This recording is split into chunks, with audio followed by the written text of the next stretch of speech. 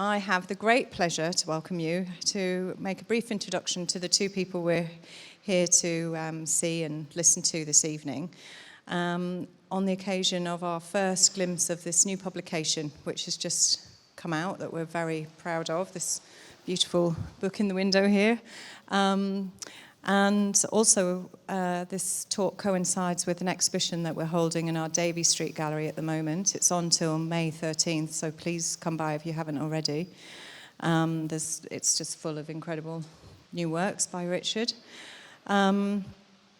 So I'd like to start by saying thank you very much to both of you for coming to talk to each other this evening. Firstly, this is Martin Clark. He's the director of Camden Arts Centre and has been so for 5 or more years. Before that, he was at Bergen Kunsthal, the director there in Norway. And before that was artistic director at Tates and Ives. Just recently, Martin's produced some really amazing exhibitions I happen to have seen, 2 of which I've been thinking about a lot recently. One was the first one I saw straight out of lockdown. First exhibition I happened to see was The Botanical Mind, and I don't know how many of you might have seen that, but it was on in 2020. Really an incredible feast for the eyes, especially when we'd not seen anything for so long. Wonderful works of surrealism, modernism, outsider art, 1930s films. It was quite something. And in that moment of that post-COVID paranoid feeling, it just seemed to really be amazing to focus on such crazy organic cosmic patterns that, you know, we're obsessed with, and artists and humans are always trying to understand from a sort of cellular level. More recently, I happened to see in a show that he curated of Forrest Bess, a really amazing visionary American painter who created works from the 40s, I think, through to the 70s when he happened to die. He's an artist who makes incredibly intense handmade paintings that have great symbolic power for their scale. So it isn't entirely a surprise that he is, of course, a long-term follower of Richard's work and a fan, and we're lucky enough to commission him to write a text for our new book. The text is called Process and Reality, and it's a really brilliant and insightful contribution to this book that we have just published. So thank you very much, Martin. And on to Richard. Very happy to introduce Richard Wright, whose work I first saw in the late 90s on a bathroom ceiling in Douglas Gordon's flat in Glasgow. And I didn't quite know what it was, but it was a skull, very intricately painted skull, probably, I don't know, about the size of a tea plate, I think.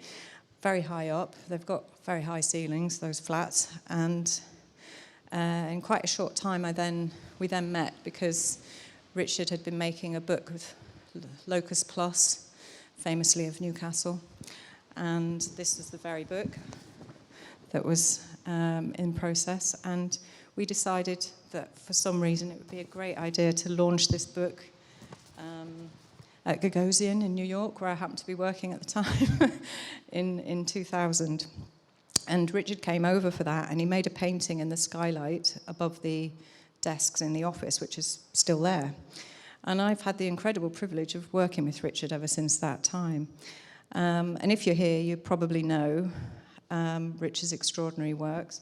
You know, he makes extraordinary works that are always a delight to see. He's an artist that creates works, for the most part, that we must go to see. They do not come to us, and they live where they're made. And they're living on surfaces of walls and ceilings and sometimes floors or doors, and now even windows, in fact. And sometimes these works are really only there for a few weeks, so you really have to drink them in when you've got the opportunity. But luckily now, Richard's had the opportunity to be commissioned to make works on a much longer-term basis. And you know, permanent is always a strange word to use, but as Richard has mentioned in the past, if people want them enough and find that they might still be valid, then they will stay a long time past our lifetimes. Look at Giotto. So Richard, has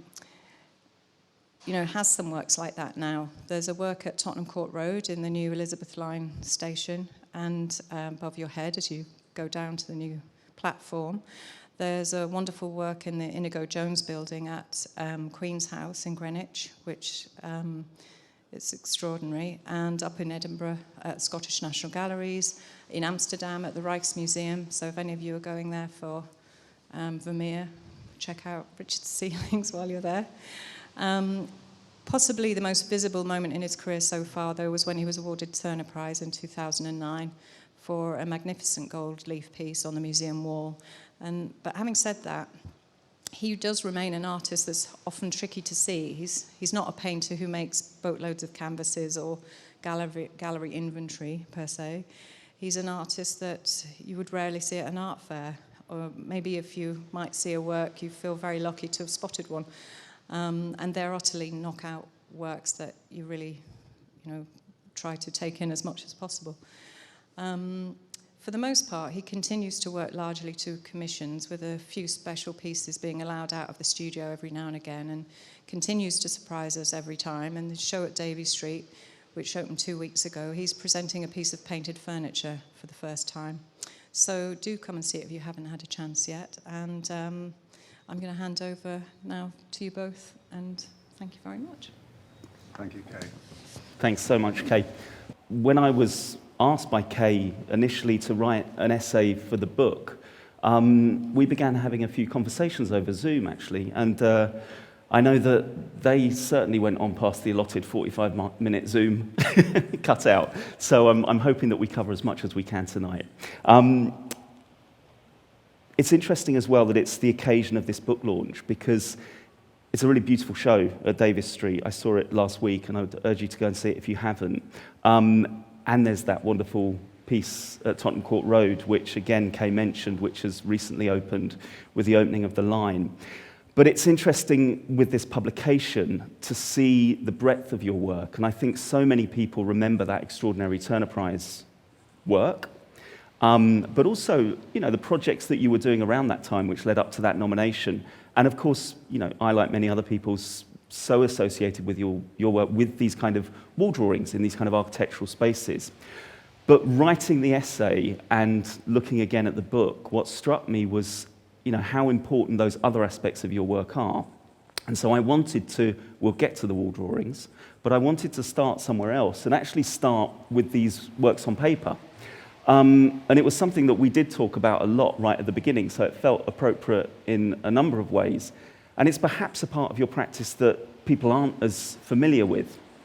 I should also say that there's a wonderful essay that you wrote in this book, Richard, which I read again this morning, actually. And in it all came back to me, because I actually wrote the essay a couple of years ago now. But you talk a lot about the hand, and this notion of the hand holding a kind of knowledge, and the muscles holding a kind of knowledge, a knowledge that isn't necessarily an intellectual knowledge, but that is in the body, it's in the hand. And it brought me back again to thinking about these drawings and this part of your practice. So I wondered if we could start by maybe you just talking a little bit about these works. Yes, definitely. I think for me, there's a kind of... These things are I'm doing all the time, they're sort of never finished. There's always something that I've got somewhere that I'm trying to, that's somewhere in the back of my mind, but also somewhere in a drawer somewhere, or in a book, or whatever, that I return to. And I feel as if some of these things have taken, years to do. Although, in fact, that might have been the final process by which they emerge into the world. This may be a more compressed period of time. And I don't know, it's difficult to say where they start.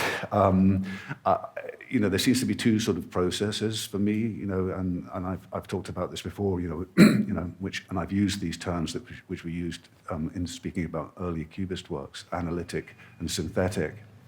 I think some things that I do start from, it's a very basic, almost a kind of proposition, an idea. I start with one thing and add another thing to it, and I think, what would happen if there were lots of these things together? And it's almost like a quantity of things. It's like a sort of, a pile of stuff that's kind of assembled, and quite a lot of time these things just don't work. You think that would be fantastic. I'll just paint that whole thing red, and it'll be great, and then you think, oh, it's not great. And then at the beginning, I had this rule almost of like, one change but not two. And that came really because of years of sort of painting one bad painting over another and sort of getting involved in a dialogue with the object, which, just went through this, like Picasso said, this thing, painting's a sum of destructions, and it was this process that would just be destroying and remaking, destroying and remaking, destroying and remaking. And quite often you just end up with quite a disappointing mess, really. So I started to have more kind of rules about things. And I would say that this characterize this sort of way of thinking as more analytic, but there are pieces which I would call synthetic and where I simply do not know what the end of the work will be. And I begin literally with making a mark or a few marks and thinking, I've tried to be faithful to beginnings or something, so I always sort of think, even when it goes wrong, which it always does, that somewhere in there was an idea, there was something that I was trying to do, which got diverted. But these works, they take, they take this sort of time of kind of like, and it is a little bit like that dialogue, that destruction, rebuilding, these things where I quite often do what Turner did, and I put them in the bath and wash the drawing away completely, and then start again and redraw parts.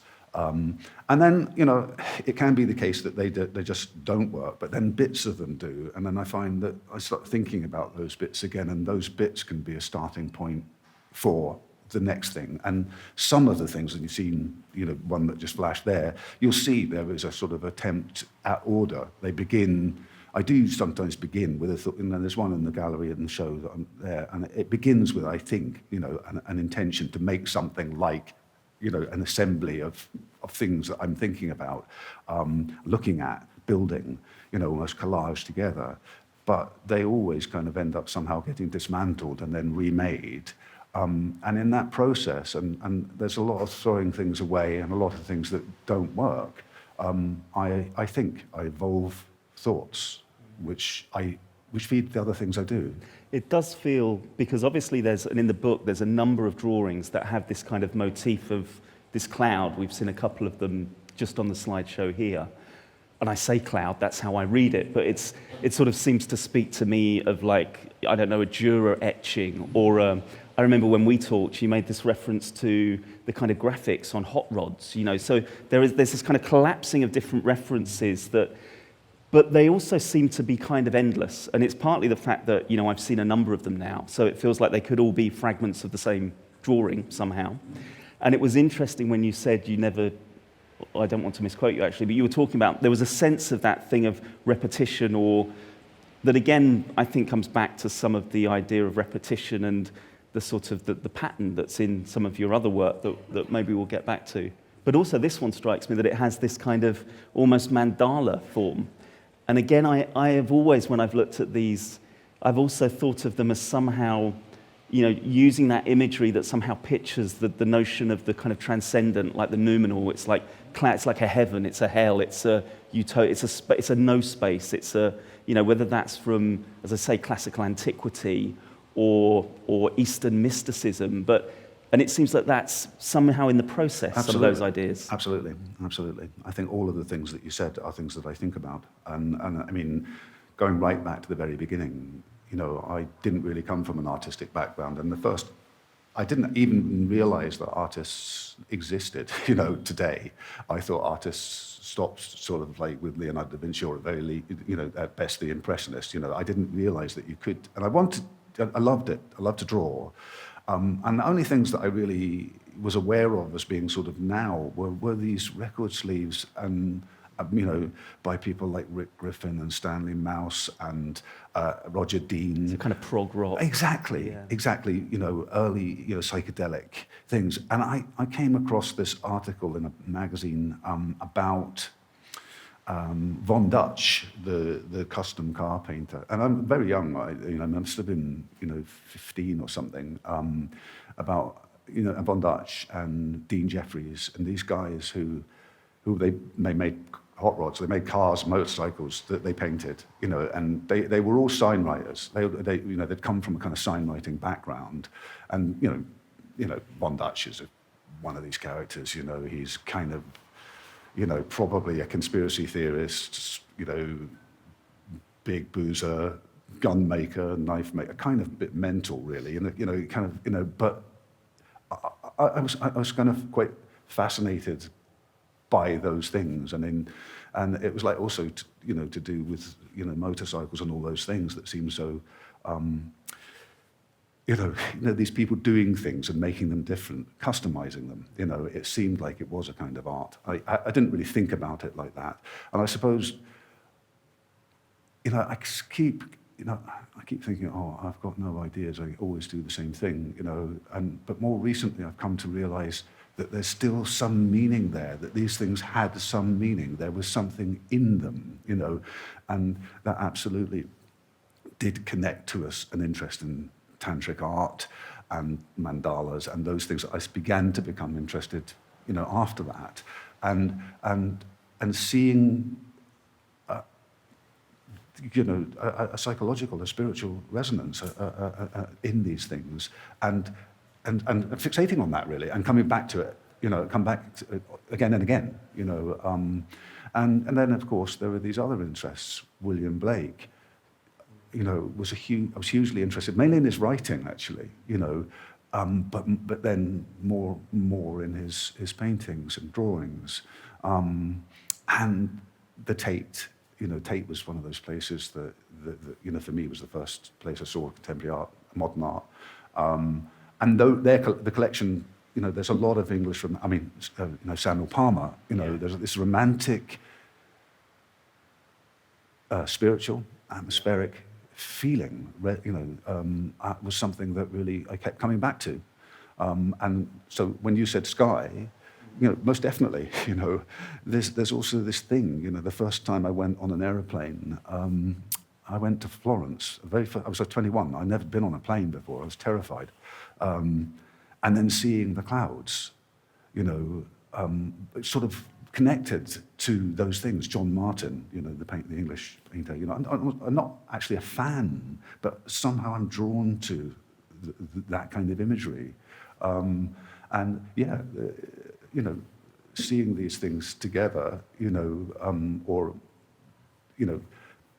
drawing as a way of thinking about them, I suppose. And all of those things, I think, are still there. I think, moments I definitely think where I went to art school and suddenly realized I didn't know anything and everyone seemed to know everything. And the things I was into, everyone thought was rubbish, And there's a moment when you kind of abandon that, and and I really was really, we were talking about National Gallery earlier on. Can't pretend I don't love painting, I absolutely love it, and Cézanne was a massive influence on me. I began to think about painting that way, and I read, of course, a lot. And Mondrian's plastic art and pure plastic art, these things were hugely, they burned into me when I was a young person. And for a very long time, I had this constructivist interest. I was interested in painting almost being like one object put on top of another. And that's there too. Well, you write, no. I was going to say you write about it so beautifully in that text as well. And you start with a painting and actually a painting in the National Gallery. But just hearing you talk about it like that as well, and what we were saying about these works, like you talk about somehow. I love it when you say in this text that painting isn't about putting paint on a canvas or a piece of paper. It's about a kind of way of looking. And it's about that relationship, I think, the way you put it, between reality and consciousness. So it's this thing that's kind of performed in that relationship, and that somehow you also say that it's that through painting and through that kind of reified looking and that relationship, something hidden in the world can be revealed or hinted at. But just hearing what you were saying about all of that, and people like Blake and John Martin, it's not even about the aesthetic necessarily, but it's about that idea of for me, the hidden, or that the occluded is somehow revealed.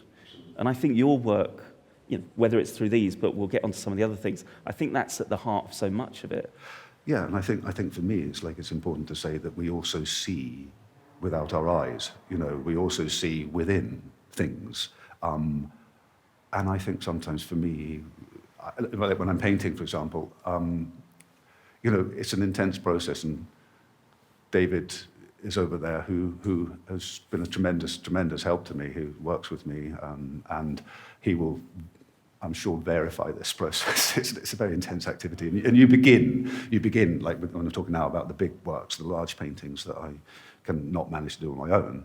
And you've got this awkwardness of your handwriting, this awkwardness of sort of the material just doesn't want to be what you want it to be, and at the beginning you're just really struggling to do it, to make these things, to make these marks, to make these circles, to make these things, whatever they are. And there is this process that you go through physically, where you start to see with your body. It's very, very interesting. And at the end of it, and I don't really talk to you about this, David, but I do think at the end of it, I'm not even looking. I'm just seeing with my hands, and I find that extremely interesting. It's a sort of transformation that happens. And in that process, the space around you is somehow activated. The space around you, between things becomes material. And it's not the object, it's a projection, it's something that's in the air. Yeah. I'm just going to move it on to, well, actually, maybe this work to start with. Because this is a really beautiful work, I think, that's in the book. I didn't see it in real life. It's at Lismore Castle Arts, and it's a wall painting. And just hearing you talk about the space between things and that. So again, I'd love just to hear you talk about this. Because sure, I remember when you described it to me, you were talking almost about mapping the space or something. Yeah, I think for me, sometimes in my work, these works involve a very intimate relationship with the built world, with things that I'm surrounded by. And I find that when I'm doing these things, I come to know that space in a way that I'm not talking about the architect, I'm talking about the joiner and the plasterer, I'm talking about people who touch the surface of making these things. And of course, these things assume a kind of perfection, but they're never perfect. And part of the craft, if you like, is to hide that. It's like the craft of handwriting. It's not how you write, it's the spaces that you create, and it's so much like that in building. And this building, of course, I always start by measuring. I always start on the floor, measuring the floor and measuring the walls and and I draw a quite complicated, sometimes I make really elaborate models, and I draw quite a complicated sort of map of the thing. And with this particular space, it's an old, very old building. I've no idea what it's sort of outside. This work still exists. It's in ruin now, because the doors are falling in and stuff, which is quite interesting too. But this particular space, I found, it's a circular space, but it's very imperfect. I measured the circle, on the floor, 2 feet up, 4 feet up, 6 feet up. And what you have is this tremendous, it seems perfect, but this tremendous variation. And partly it's a solution to a problem, because there's always a problem. It's on lime plaster. And I had this other completely different idea that I was going to do. And David actually was one of the people who helped me. And it was David, myself, and my brother, Bill, 3 of us made the work. And in a very short period of time, as usual, I think we did it in about 8 days. And much of the sort of, my initial work was a different idea, and then when I got there, the wall I couldn't paint on it, I couldn't draw on it. It was so powdery, the surface of the lime plaster, that I had to think of another idea. And the idea came out of these measurements, really, and I tried to create a work that, because if I just put these things round, mathematically or consistent, the irregularity of the room would have been very visible. Each circle, as it were, that was drawn with these marks around the entire space and into the niches, and because you can't see. In another image there were these beautiful little space. Someone made these things somewhere in Ireland, and anyway, if I'd drawn these circles around just with a consistent spacing, that irregularity would have been visible. And the work came out of making some marks on the wall, if you like, some symmetrical elements, some elements where things would meet, and trying to, manifest an illusion, really, that this space was perfect, and so each one of these. So although we were working with a device to regulate, the space itself, we had to actually constantly correct that measurement so that lines ended in the same place each time, and that was, sometimes works come from that kind of thinking. Sometimes they are just a solution to some kind of problem. But it's so beautiful to hear you describe it like that, and to think that this work that to me seems to sit so well in this space, because somehow it's emerged from your kind of close and intense attention to that space. So somehow the work is like without labouring it or going too far, the architectural space, the object itself, somehow through that kind of relationship that you establish with it, that close relationship, intellectual, physical, this emerges, and it makes me think of this other thing that we talked about, and which I wrote about a little bit in the essay, which is this idea that it's an idea to do with consciousness, but it's also to do with the kind of the memory that things hold, or the way that information is encoded in things. And I mean, the reference, I won't go on about it, but the reference I use is David Bohm, who was this incredible physicist, who was a quantum physicist, Nobel Prize winner, and he wrote this extraordinary book called Wholeness in the Implicate Order, where there's this idea that the world that we see is just an abstraction of this deeper plane of reality, and that sort of kind of knits together everything. But one of the really interesting ideas for me in that is that knowledge of the whole is held in every part, and he uses the idea of the hologram, and the idea that in a hologram, if you have a picture of an apple, for instance, if you cut that in half and you shine a light through the two holograms, you don't get two halves of the apple, you get two complete apples. And then if you cut those two halves in half again, you've got four, and you shine a light through, you get four complete apples. And you can keep doing this to, cut it up 1,000 times, shine a light through the tiniest bit, and it still will produce the complete apple. So the idea there is that all of the information is held in even the tiniest fragment of the object. And I love that idea. And again, it's in your writing as well, where you talk about the way even that the paint can, it goes onto the wall, but it could collapse back into the paint pot or something. And it sort of could reverse itself, yeah. And to me, those things are incredibly interesting. And I feel they resonate,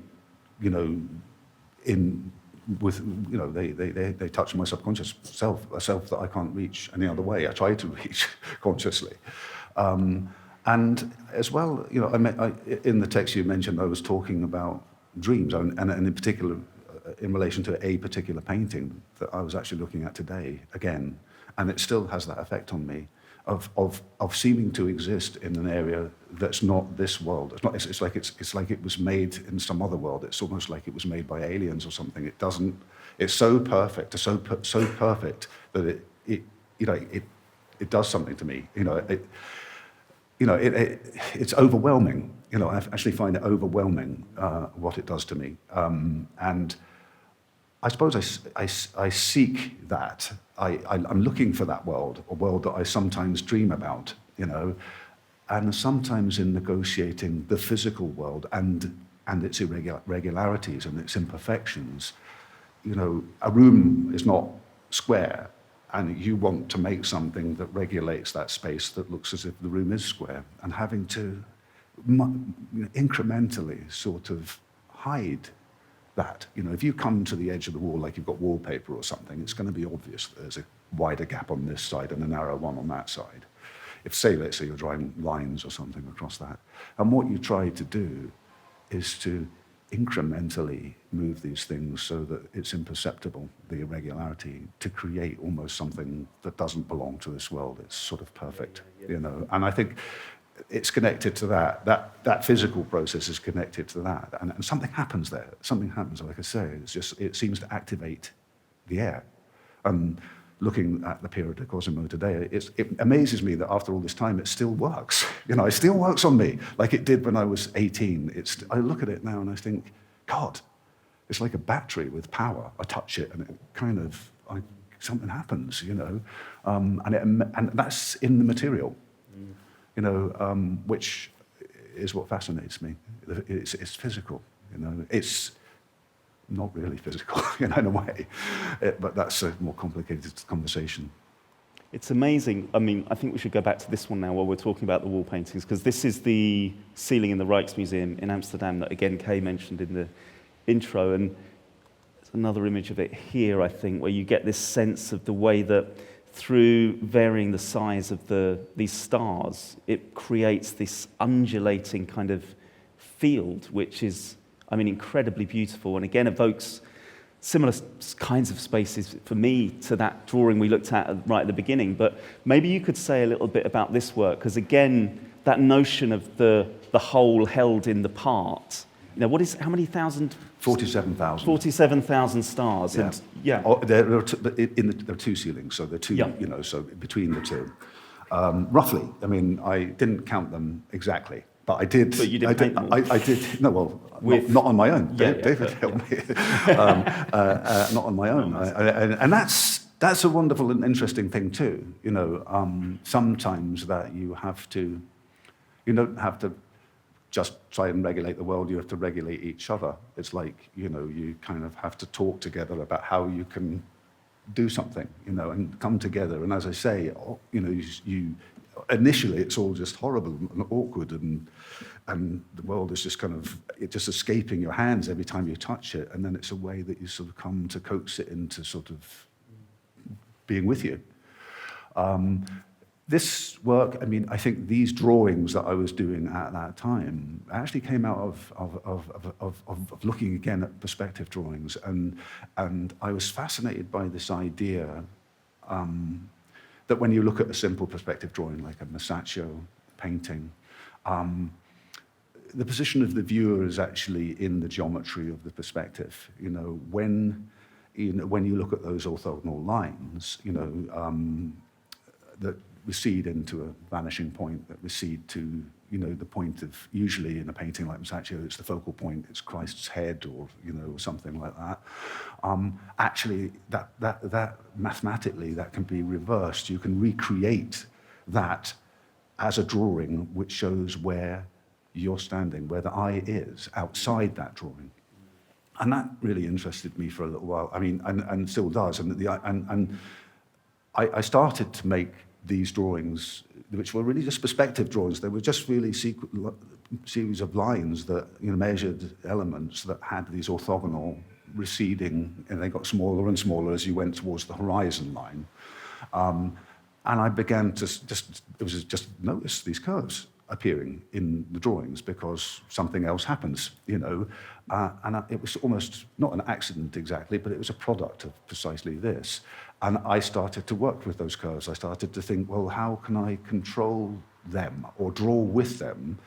And it had something to do with slightly changing my relationship, looking at the picture plane from outside.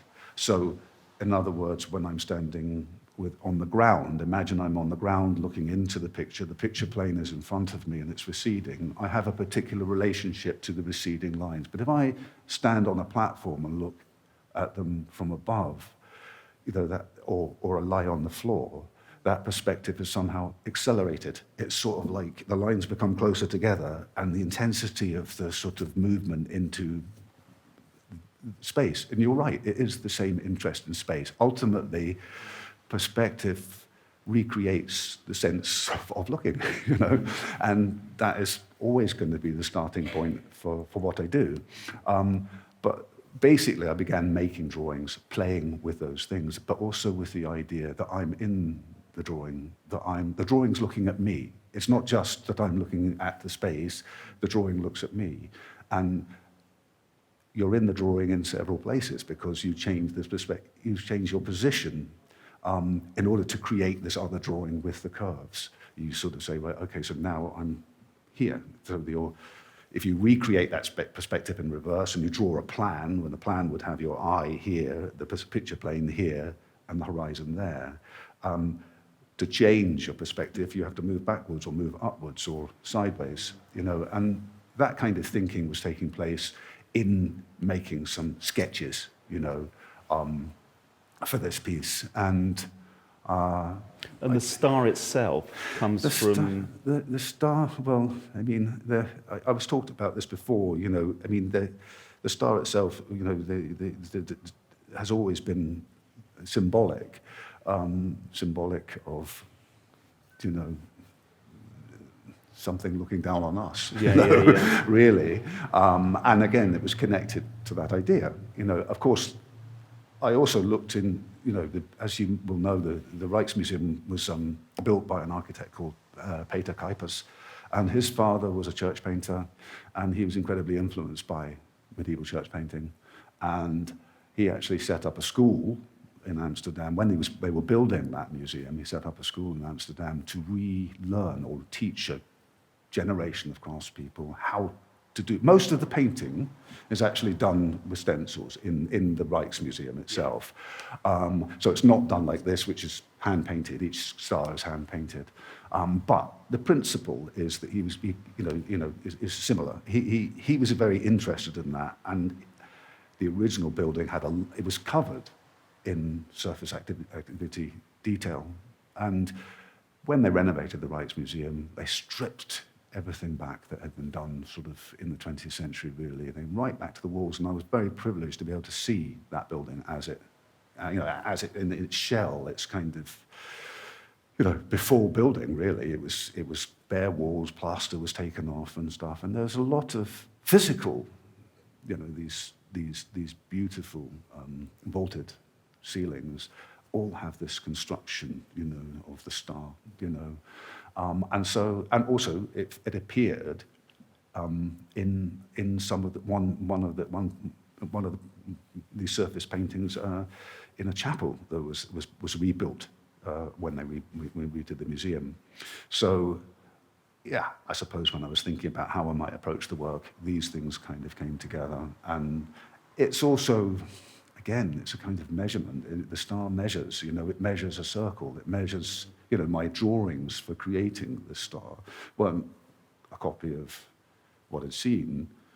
They were a series of circles that sort of measure space, and I thought, okay, that's the image. That's the image. That's what we will start with. That's the first. That's the measure. The marker of measurement, the marker of space, and of course the drawing is has the same thinking as the one we looked at before. It starts off, we measure the space and we mark the space. And I do a lot of this before now, I mean, when we were in Lismore, we're on the floor with a tape measure, and you're writing these things down. But I mean, obviously for the Rijksmuseum, I was coming and going for years. It took years for them to actually approve the idea. It's a national monument, but also, there was money hold-ups. They couldn't do it. There was changes of director, and things just fell away, and it wasn't going to happen, and it was going to happen, and it was, so it took a long time to get to building, and in that time you had a lot of time to think, obviously, but I also made models. I made very precise drawings of the spaces, and of course in reality they weren't built like that. So when you get there, you start again, you measure again, and you think, okay, that's meant to be 5.42 meters. It's not. It's 5 point, And so the process, it begins again of trying to draw that space back into some imagined or dreamed reality. But again, this sense that this star was taken from one of the paintings. You found this star somewhere. Yes. And it had the sense of this plan of these cupolas. Yeah, it definitely. I started to see the star because I had all the drawings, for the museum, and I don't mean just the ones that were redone by the architects in the 20th century, 21st century. I looked at all the Kuipers drawings as well, and I saw. It's slightly abstract to see it like that. It's not exactly seeing it as a star. But I saw the shape, I saw the coordinates, I saw the coordinates in the architecture over and over again. And so it was a natural... But it's that thing again, I think, a misunderstanding of your work, which is not necessarily an unproductive one, because I think there's a whole other conversation we could be having around people who've seen the work and thought about its relationship to decoration or to craft or to surface, and that's like fascinating as well. But I think where, what I've been really interested in drawing out when I've been looking at it, and through these conversations actually, that it became clear talking to you, was how much this comes out of the object, whether it's the building or the space, how much this is a kind of manifestation. It's a difficult thing to talk about, but it's not you going in with I've done this design, or I've found a design somewhere and I'm going to apply it to the wall as a kind of decoration. It's the space itself kind of sort of pushing you towards making something manifest that then reveals that place in another way, or that thing. Absolutely. It's like a sound. It's like you have a bell and you ring it and it sounds different in this space. If I rang a bell here now, it would sound different if I rang it in there. And I think you may well have quite a sort of, I might well have a very sort of solid idea of how I want this to look, how I dream it will look. And a lot of time you're trying to sort of force the thing to be like that. But it won't be like that. It has its own waves, and they echo and they bounce off the walls and they come back in. And actually, that would be a description of this work. It is just that. It's like a ripple in the water which bounces back off the walls. But you mentioned craft, and I do think that in the past I would have sort of shied away from that conversation, but I can't. And now it's become more interesting to me. Today, when I looked at the Pier di Cosimo again, the thing that also struck me was that this, you look at it and you think, God, how? I mean, I always think, how? How did it get here? How did he make it? What was he doing? What did the canvas look like? It was on a board, actually, and it was on a piece of furniture. It was made as a painting for a cupboard or something like that, or box. And I always think about the blank piece of wood, the primer, the drawing, and what he did, all the things that he did to make the tricks, the way that he hides tone, the way he hides darkness, the way he tricks the eye with a blur effect into feeling something beyond us, beyond this. Him there in the room with me, and today I came to the conclusion again that, of course I've written the conclusion. I sort of reminded myself, this painting wasn't just the product of his craft. It was the product of the person who taught him, and the person who taught him, and the person who taught him. And perhaps in more recent times, those lines have been broken, and individual artists like me, who didn't do an apprenticeship in a studio with, in that old way, you have to relearn these things. You have to relearn those things. And what you actually are learning is how to see. And so that aspect of things isn't something I would sort of push away anymore in terms of the conversation, because I always hated what I did in this book is I actually included some photographs of us making work, or of me making work, or of, people helping and making work. And part of the reason for doing that, I've always shied away from that and always never wanted pictures to be, I didn't want to be photographed when I was working, because I didn't want the work to be about that. I didn't want people to go, how did he do it? it's amazing, gold, what did he do? It's like, I wanted it to appear like the ladder had been kicked away. It'd be like, you'd be up on the edge of the building there, and you're like, if the ladder's there, you can see, how you got there, kind of thing. And I wanted it to be like the ladder wasn't in the room. And so, I've, as I say, avoided this. But in this book, I sort of wanted to come back to that, really, and to come back to that idea that actually, this piece on the wall, on the ceiling of the Wright Museum can also be discussed as 2 bottles of paint about this size, because that's what it is. That's, in reality, although we covered this massive area, the amount of paint we used was probably about 2 litres, And It reminds me again of something you said in your essay, but it's that idea of when you talk about sculpture, that the sculptor carving into the stone is being, something happening back to them. Yeah, as well. he's It's a being worked, two-way process. or he or she is being worked as well. They're being worked as Yeah, well. yeah, and I yeah. think that's what's implicit in that notion of that embodied knowledge and that transformation. I know that people are getting chilly. I wanted to talk about the books, so you mentioned the furniture though, and I think this was such an extraordinary work to see in the gallery in Davis Street and I hadn't seen a work like this. And you mentioned the painting in the National Gallery perhaps being part of a cabinet or something, which is the first time I've heard that. But I wondered if you could just say a few words about this for people who haven't seen the show. This is in the exhibition just up the road, and it's a cabinet which is painted, but you can open the doors and the doors slide. It's a piece of furniture, it's an object. Okay, I mean, you touched on the books, and I think that's an important part of this thinking. I think, going right back to the beginning, and I'll try and speak quickly because, I know we're running out of time. I think my first experiences of art, being brought up in a more sort of provincial place, were in the library. You'd go to the library and you'd find something that you loved and you'd take that thing home. And quite often, you'd take a book about pop art, a book about, custom car painting, a book about Egyptian tomb painting, a book about Greek sculpture. You'd have all these things in the same reality on the same surface. They would all be like they were somehow joined together, And for me, that's always sort of stuck with me, but also this interest in illumination books themselves, has always been a big part of I like them as things. A lot of the time, it's not even about reading them.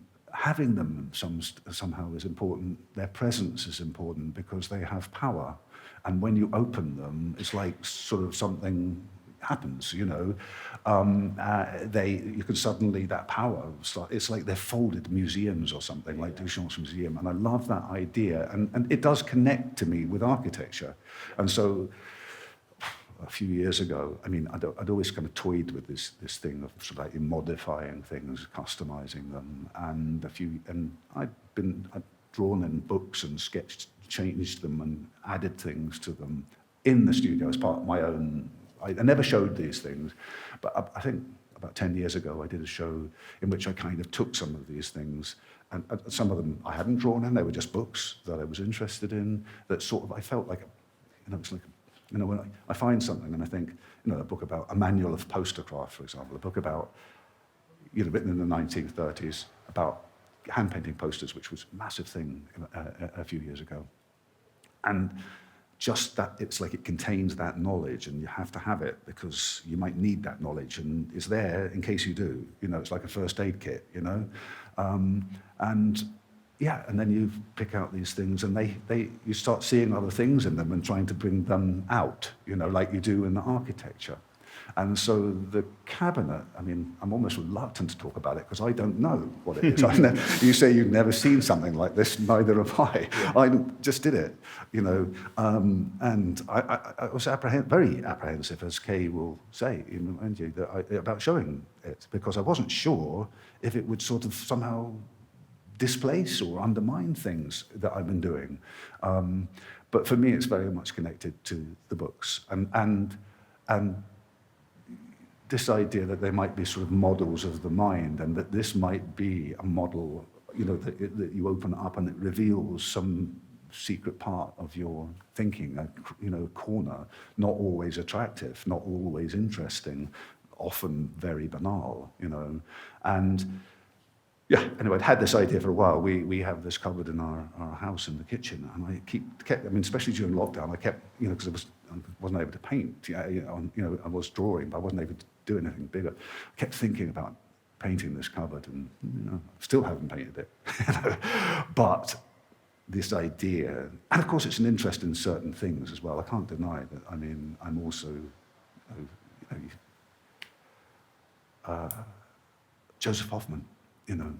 Viennese secession, painted furniture. You see these and you think, oh wow, that's so interesting because it changes it. It changes it. It's like it's sort of become somehow invisible. Now it moves into a kind of a use object or something. It stops just being a chair. It starts to be a sculpture. It starts to disturb the space. And so those ideas sort of, they filter in, they touch you, and all these things meet together like those books from the library. Anyway, so I did it. Yeah. We did it. We started to paint this thing, and we did it. I hadn't thought about it till now, but it definitely seems to have a relationship as well, and we're going to finish here, but maybe we just end on this slide, to these incredible poster works, where again there's this sense of, breaking up, opening up, disrupting a surface. And again, what I love about, this is a gallery space in Glasgow that an exhibition was inside, is the way that, I think I described it in the essay as almost like a Russian doll. In your work, I feel like all of these different objects and ideas, like intellectual ideas, physical ideas, material, they're all nested in each other. And there's a sense in which you can go very small. It's to do with scale, I guess. And then you can go very big. And the idea of pattern is that, and it comes back to where we started with the drawings, that idea of them being infinite.